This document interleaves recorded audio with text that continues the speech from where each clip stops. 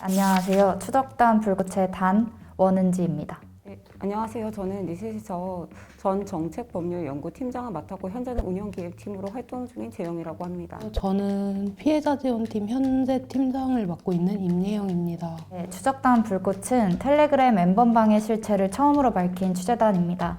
저는 주로 디지털 성범죄 피해자의 제보를 받고 경찰에 신고를 함과 동시에 피해자들을 지원해주는 국가기관을 연계해주는 일을 했습니다. 1년에 4명 정도의 제보를 받았고 보통 한 피해자당 한 번에 10건 이상의 신고를 진행해왔습니다. 특히 그들 중 한 명을 최장 10개월 이상 지원하고 있습니다. 현재 텔레그램, 디스코드 그리고 다른 사이트들 모니터링하는 거를 보고 있고 텔레그램 한 70여 개 채널 정도를 모니터링을 했었고요. 그 디스코드 쪽으로 이제 모니터링 채널을 옮겨서 한 100개 정도의 DB를 신고 구축을 했었던 경험이 있습니다.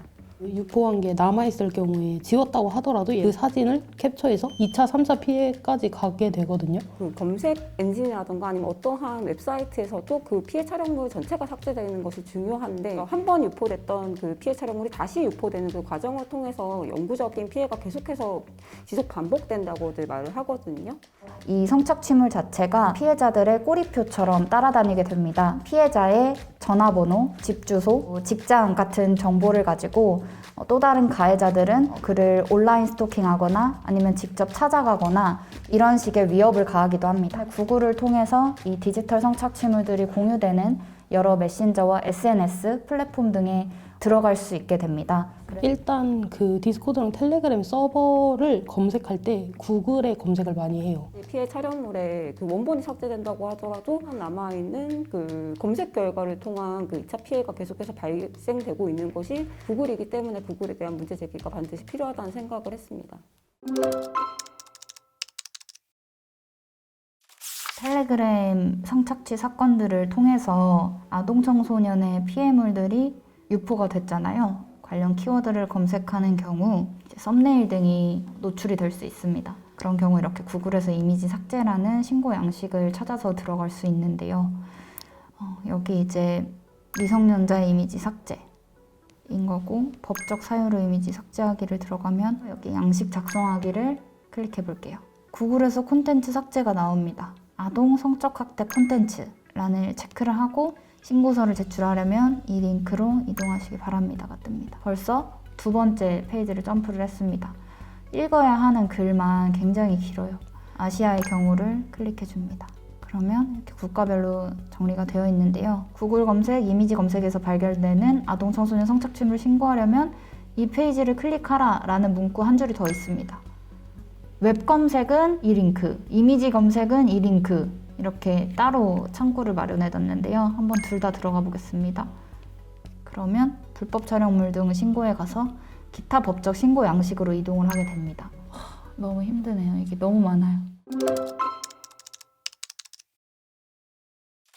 정말 선택지가 많더라고요. 그 안에 들어가 보니까 그 뭐랄까 의미는 같은 것 같은데 용어는 다른 그런 내용들이 너무 많더라고요. 다시 여기는 또 이미지를 삭제하는 방법이고 특정 이미지는 뭐고 이미지는 뭘까요? 그러니까요. 아동 청소년 성착취물이라고 했을 때 그것도 성착취물도 동의하지 않은 노골적이거나 은밀한 개인 이미지 또는 뭐 복수폰으로라는 말은 진짜 언제적에 폐기되어야만 한다고 여론이 조성된 표현인데 복수폰으로는 아직까지 살아있는 걸 보실 수가 있고요. 근데 구글 번역기가 이 신고폼을 만든 게 아닐까요?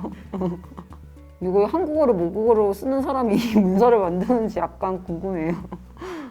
어디는 콘텐츠 삭제하겠고 어디는 개인정보 삭제하겠고 그리고 그 안에서 신고하는 메뉴도 비슷비슷한 것 같고 그래서 이게 한번 그려보자 싶어서 그 전체 구조를 잡아봤는데 왜 이런 식으로 구조를 만들었는지 사실 좀 이해는 안 된다는 결론이 나왔습니다.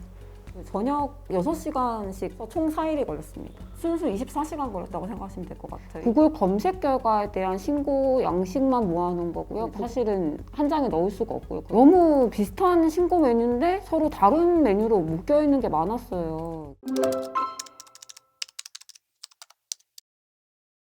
구글의 콘텐츠 삭제하기 기능은 저도 처음에는 이해를 하기가 어려웠습니다. 이 웹사이트 전반이 어떻게 돌아가는지 좀 잘 아는 기술 전문가가 아니고서는 이해하기 어렵습니다. 어떻게 보면 1분 1초가 급한 피해자에게 좀 혼란스러움을 가중시키는 프로세스를 가지고 있다고 보입니다.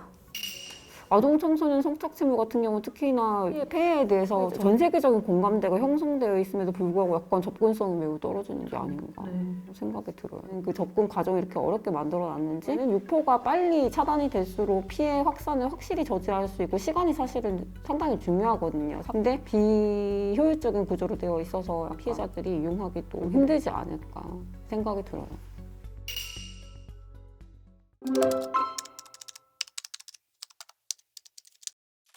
전기통신사업법 제22조의 5에 따른 불법 촬영물 등의 콘텐츠를 발견할 경우 본인 또는 법적 대리인은 본인하고 법적 대리인만 신고를 하게끔 돼 있잖아요. 대리인이 누군지 잘 모르겠어요. 다른 플랫폼, 특히 트위터나 메타 같은 데서는 제3자 신고를 막지 않습니다. 구글만 유일하게 그 당사자이거나 뭐 이런 부분을 추가적으로 이제 그렇게 되어야지만 처리를 해줄 것처럼 이제 신고 폼을 만들어 놨어요. 우리가 별표만 기준으로 일단은 갖고선 해볼게요. 왜냐면 이거는 이미 돼 있고, 네. 그 다음에 네, 근데 본인의 동의 없이 촬영된? 네. 콘텐츠를 찾기 위해 사용한 검색어를 일단 아, 네. 검색하는데 사용한 용어를 또 물어보네요. 응? 아까 그럼 뭐가 다른지 뭐지? 근데 검색하는데 사용한 용어 아래 예시가 무슨 말인지 아시겠어요? 꽃 이게 무슨 말이에요?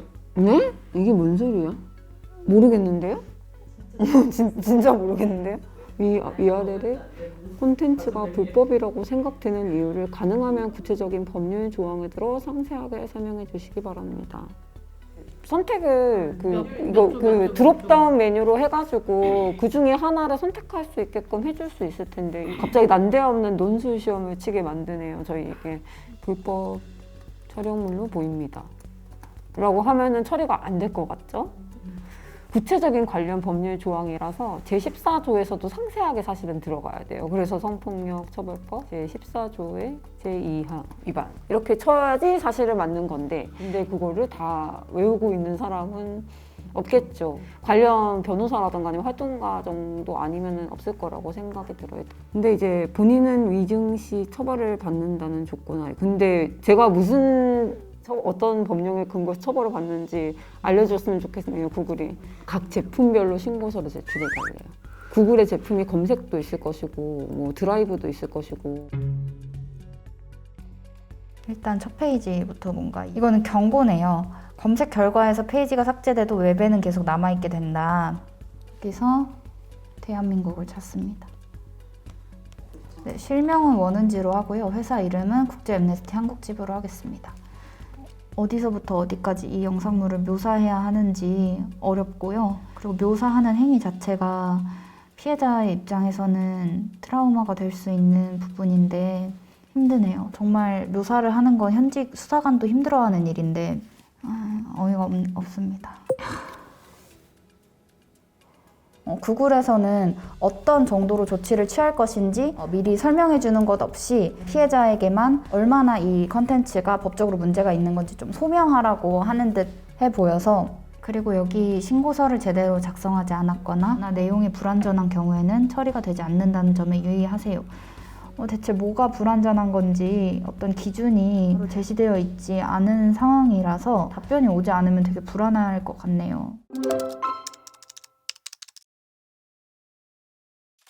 도대체 왜 피해자의 신분증을 요구하는 거죠? 구글 검색 제품에서 나오는 모든 신고 양식을 그림을 그렸는데도 불구하고 그게 또 어디서 튀어나오는지 모르겠는 그 신고 폼이 있더라고요.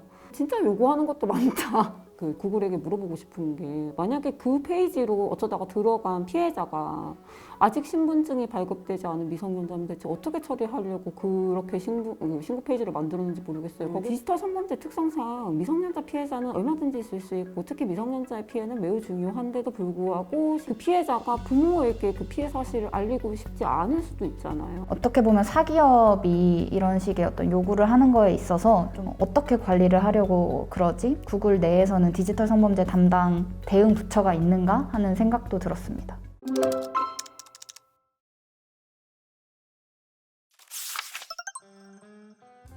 이거 된 건가요?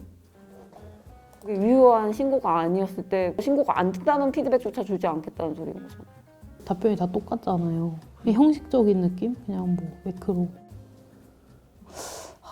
네.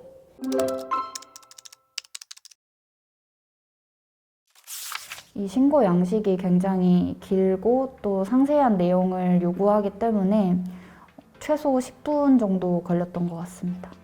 폼에 들어갔을 때부터의 시간을 기준으로 삼았을 때 그때 적어도 한 5분에서 10분?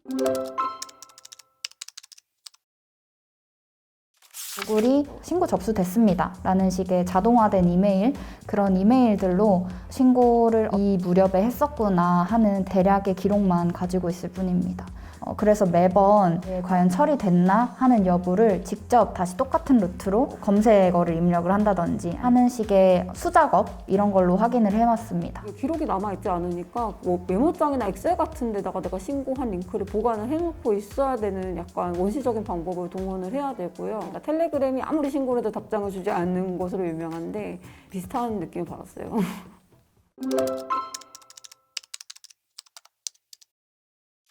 하나를 신고하는데 너무 오랜 시간이 걸리기 때문에 더 많은 디지털 성범죄 피해물들을 보고도 바로 신고를 할 수 없는 어떤 에너지가 많이 소진되는 양식이었습니다. 구글이라는 가장 큰 글로벌 포털 사이트에서는 디지털 성범죄에 대응하기 위해 디지털 성범죄 관련 어떤 교육을 받고 있는지 궁금합니다. 저는 구글이 되게 이러한 불편 사항에 제대로 이제 파악을 하지 못하고 있을 뿐 좀 불합리하게 만들어져 있는 부분에 대해서 파악이 되면은 잘 조치를 해주실 거라고 믿습니다. 구글이 아무래도 전 세계를 대상으로 하다 보니까 특화된 폼을 만들기 힘들지 않나서 그러면은 저희들에게 언제든지 연락 주시면 저희가 도와드릴 수 있습니다. 네, 연락 주세요. 근데 너무 기운이 없어요. 아무도 안 올 것 같지 않아요. 고소장이 오는 건 아니겠죠?